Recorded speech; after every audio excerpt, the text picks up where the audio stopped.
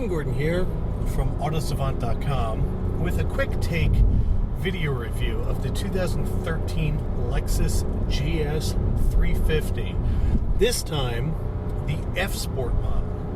Right about here should be the link to our full review of the GS350, but the all-wheel drive luxury model. This time we've got a chance to grab the rear-wheel drive F-Sport model to see how different of a car it is and how it feels in comparison with the all-wheel drive, more luxury-oriented sibling. From a first impressions perspective, everything is very similar. Engine makes the same horsepower, sounds about the same, ride is about the same. You get the selectable, sport settings, normal, eco, sport, and sport plus. All that comes across just about the same. Where things start to differ is when you get into steering feel. If you leave this thing in Sport Plus, it has potentially the most aggressive turn-in of any sports sedan that I've been in recently. On a straight road, like on the highway, to be honest, it almost feels a little unnatural and overboosted. I mean, it just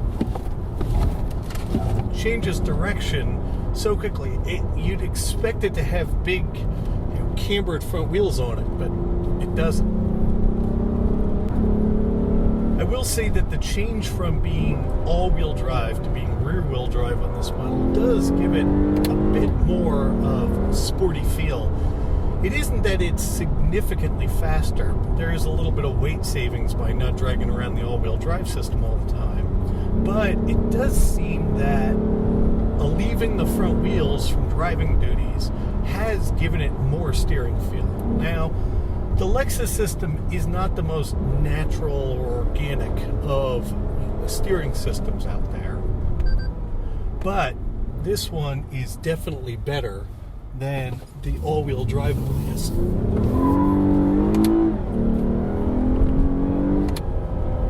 The other major difference between the F-Sport and the non-F-Sport models is, of course,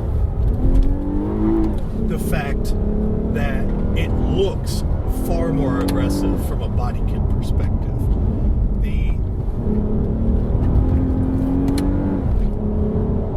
The front end of it is really much more handsome and much more distinct looking than the non-F-Sport line. The rear winds up being about the same with the exception of a little lip spoiler, and you also get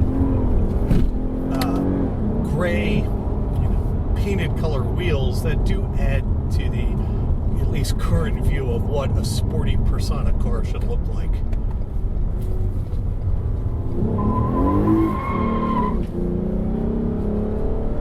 I can't tell you that it will not completely disable traction control no matter what you do, and it does appear to be an open differential, so you do get the inside spinny rear wheel syndrome that you do in many open differential rear-wheel drive cars, or front-wheel drive cars for that matter.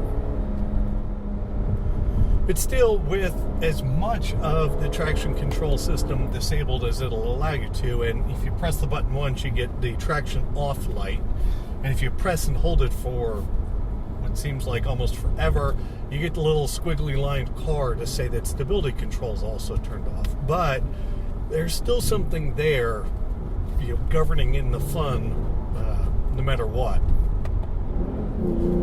The other thing that Lexus has done differently than some of the other luxury manufacturers is they have piped in one of those harmonic sound tubes into the cabin, which gets you some more intake noise coming in through the front of the car, which hopefully you can hear reasonably clearly on our microphones.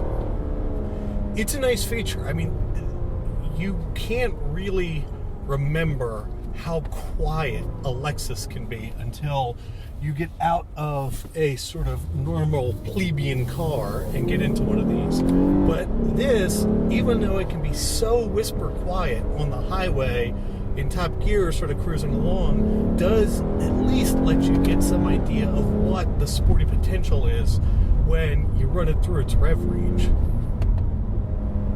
The other thing is the manual shift mode with the paddles on the transmission will upshift for you, which means if you can't really leave it pinned to the floor at the top of the rev range because it automatically goes and selects the next gear. Even with all of that, I really like this car. Like I said in our full review, I think it has potentially some of the best seats in the business right now. I think it looks good. The interior is very, very handsome.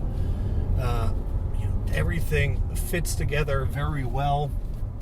It's a really, really nice place to spend some time for a car.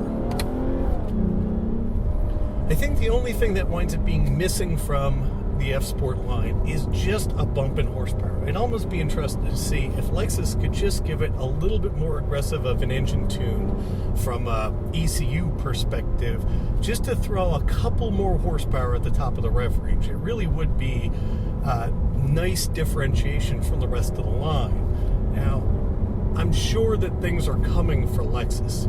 They're at the sort of back end of the horsepower wars these days. In a lot of their cars, they're competing by having a little less weight in their line, but this car is not one of those cars. It weighs right up about 4,000 pounds, which is very similar to all of its competition. And just to let you hear the soundtrack one more time of the GS350.